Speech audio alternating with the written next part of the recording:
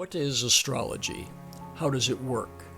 What are some of the basic concepts and reasons that humanity has for so long seen a relationship between human personality and behavior and distant astronomical objects?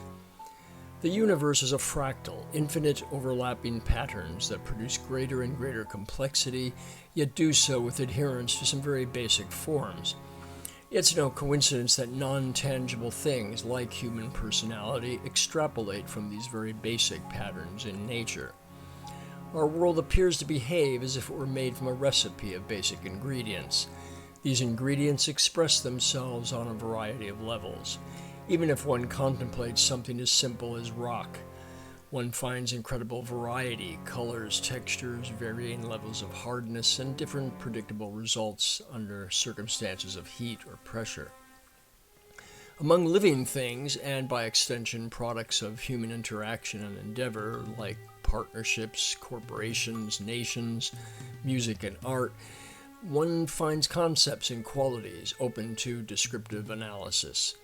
Among humans, we define these attitudes and behavior as character or personality, traits that can be tangible or elusive, enduring or transient, assertive or passive, etc.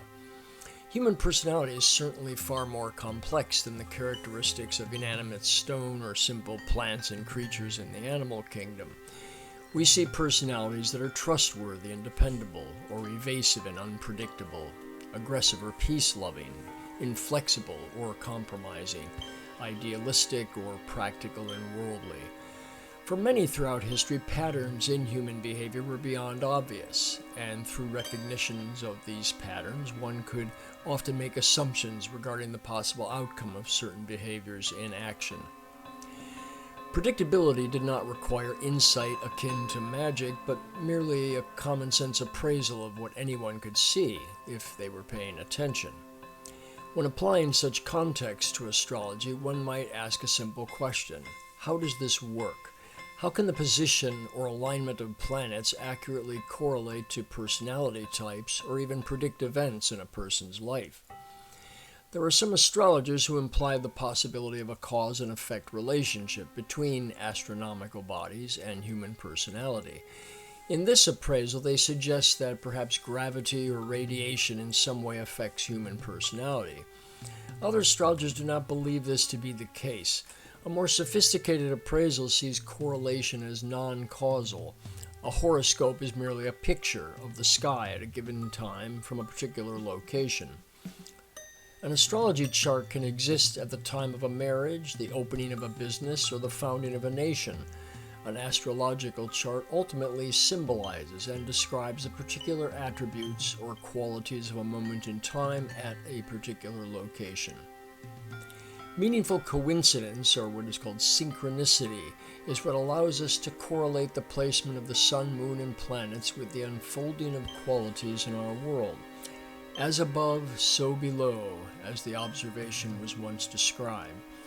An entity coming into existence at a particular time and location becomes tied into the attributes of that moment in time and space. Certainly many people have walked into a busy nightclub and noted a general festiveness in the air.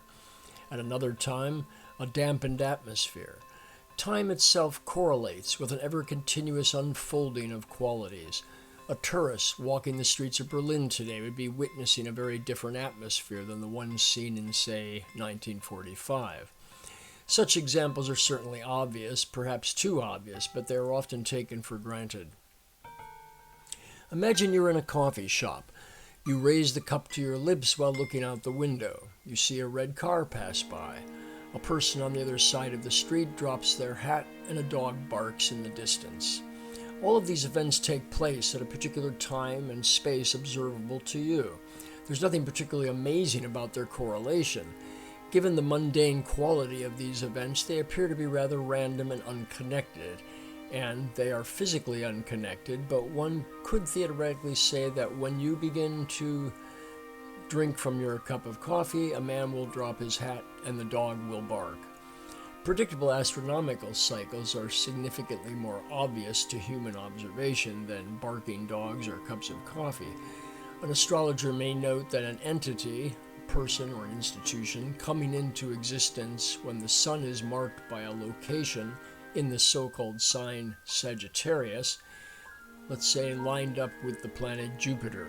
The subject will be markedly upbeat, expansive, optimistic, and perhaps prone to exaggeration and excess. Astrology is an ancient system arrived at by humans of many cultures. Many were not simply superstitious or simple in their thinking.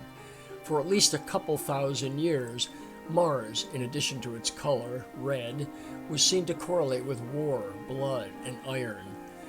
Today, the placement and condition of Mars in an astrology chart indicates assertiveness, aggressiveness, physical vitality, sexuality, competitiveness, or violence.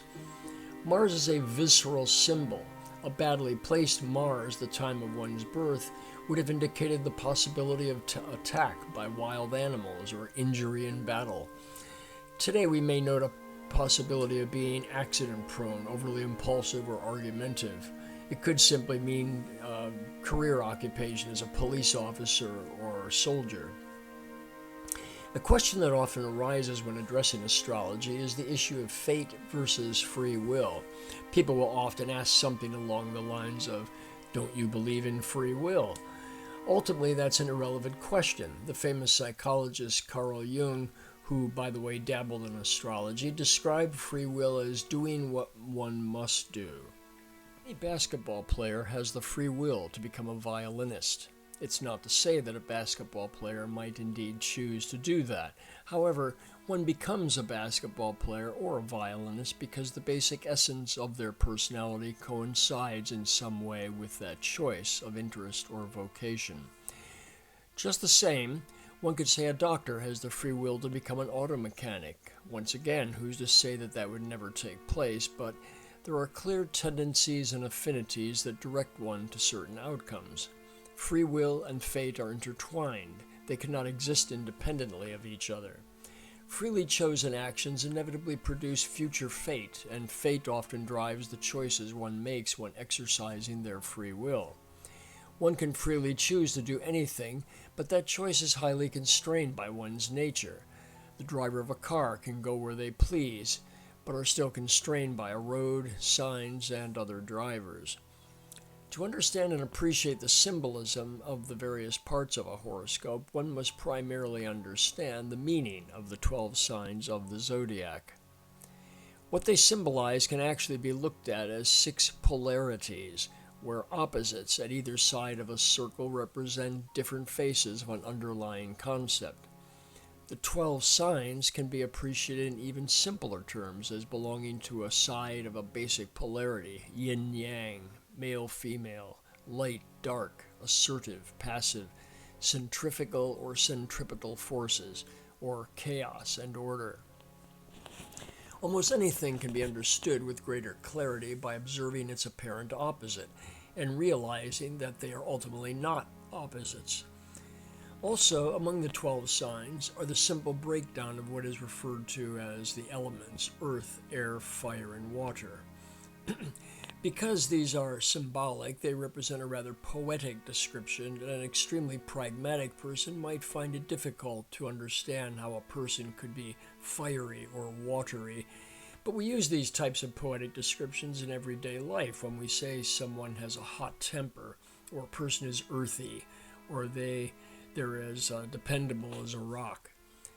The 4 so-called elements, again, earth, air, fire, and water, can each act in one of 3 ways in astrological jargon. Cardinal, meaning active and initiating. Fixed, meaning consolidating, persistent, somewhat rigid or inflexible. And mutable, adaptable and changeable. The sign Gemini, for example, is a mutable air sign, basically meaning adaptable thought.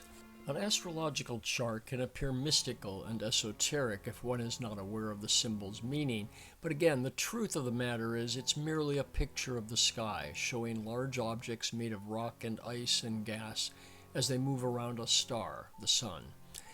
Their relative position to us is ever changing, and the combination of where they are located in relation to each other is never the same, just as the personalities coming into existence under these patterns are each unique. But along with this uniqueness exist the simple attributes of the ingredients that the universe uses in its recipe of recurring patterns, of simplicity and complexity. I hope this presentation was interesting, or at least offered material worthy of speculation. In the next segment of this inquiry, we will look at specific qualities symbolized by the signs and planets in an astrological chart. Until then, continue to contemplate stuff that's interesting.